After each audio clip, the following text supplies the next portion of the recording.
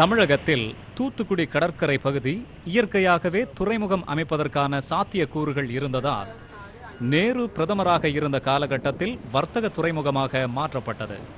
அன்று 1 million ton எடை கொண்ட சரக்குகளை கையாண்டு கொண்டிருந்த தூத்துக்குடி துறைமுகம் இன்று 36 மில்லியன் டன் சரக்குகளை கையாளும் அளவுக்கு பெரும் வளர்ச்சி கண்டுள்ளது.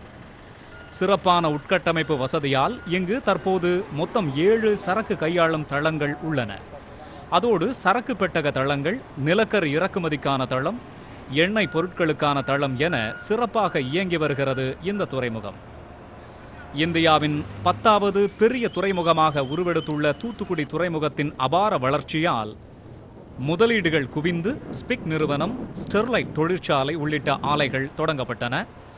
அனல் மின் நிலையம் அமைக்கப்பட்டதோடு சிறு மற்றும் குறு கனரக தொழிற்சாலைகள் ஏராளமான அளவில் தொடங்கப்பட்டன. இந்த துறைமுகத்தை சார்ந்தவர்கள் மட்டுமல்ல, இந்த துறைமுகத்தில் வேலை பார்ப்பவர்கள் மட்டுமல்ல, இந்த துறைமுகத்துக்காக பணிபுரிபவர்கள் மட்டுமல்லாமல் இதன் சுற்றுப்புறத்தில் உள்ள பல தொழில்கள் வளர்ச்சி அடைந்துள்ளன. வஉசி துறைமுகம் என்று அழைக்கப்படும் இங்கு விரிவாக்க பணிகள் வேகமாக நடைபெற்று வருகின்றன. இந்த பணிகள் நிறைவடையும் போது 80 மில்லியன் டன் எடை கொண்ட சரக்குகளை கையாளும் திறமுள்ள துறைமுகமாக இது மாறும்.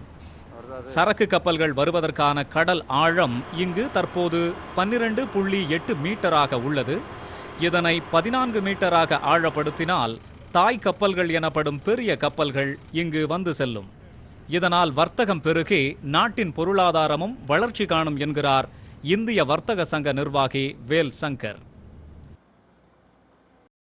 கிட்டத்தட்ட 1 மில்லியன் டன்னாக இருந்த துறைமுகம் இன்று 36 மில்லியன் டன்களாக கடந்த ஆண்டில் வளர்ச்சி அடைகின்றிருக்கிறது. இந்த துறைமுகத்தினுடைய வளர்ச்சி தான் தென் தமிழகத்தினுடைய வளர்ச்சி. இந்த துறைமுகத்தினுடைய வளர்ச்சி தான் தூத்துக்குடியினுடைய வளர்ச்சி.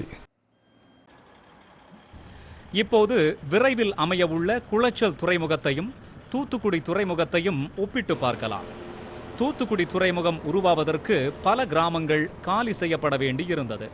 அதேபோல் குளச்சல் துறைமுகம் அமையும் பட்சத்தில் இணையம் புத்தன்துறை, இணையம், ஹெலன் நகர், மேல்மிடாலம், கீழ்மிடாலம், குறும்பனை, வாணியக்குடி, கோடிமுனை ஆகிய 8 மீனவ கிராமங்கள் வெளியேற்றப்படலாம் என்று அந்த பகுதி மக்கள் தெரிவிக்கின்றனர்.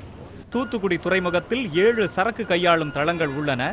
அமையவுள்ள குளச்சல் துறைமுகத்தில் மொத்தம் 9 தளங்கள் அமைக்கப்பட உள்ளன. இதற்காக கடற்பரப்பில் 5 கிலோமீட்டர் பரப்பளவுக்கு மண் போட்டு நிரப்பப்படும். பெரிய சரக்கு கப்பல்கள் வந்து செல்லும் அளவுக்கு கடல் ஆழப்படுத்தப்பட உள்ளது. தூத்துக்குடி இயற்கை துறைமுகத்திற்கும் குளச்சல் துறைமுகத்திற்கும் இடையே சுமார் 140 கிலோமீட்டர் தொலைவு உள்ளது என்பதால் குளச்சல் துறைமுகம் வளர்ச்சி அடைவதில் தடை இருக்காது என்பது குளச்சல் ஆதரவாளர்களின் கருத்து. குளச்சல் துறைமுகம் அமைவதால் மீனவர்களுக்கு பாதிப்பாக இருப்பதாக எடுத்துக்கொண்டாலும் கூட இதனை பரந்துபட்ட பார்வையில் கண்ணோக்க வேண்டும் என்பது இன்றைய தேவையாகும். காவேரி நியூஸ் செய்திகளுக்காக தூத்துக்குடியிலிருந்து ஷேக் மதார் மற்றும் மார்த்தாண்டத்திலிருந்து ஜெய்சிங்.